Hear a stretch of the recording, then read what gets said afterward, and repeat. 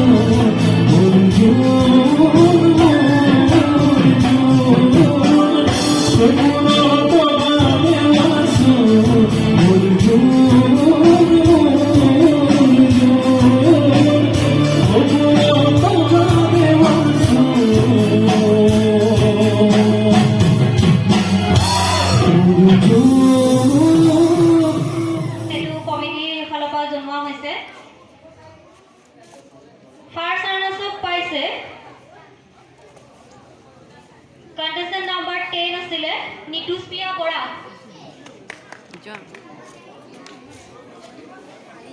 Winner to kobo lage na ma.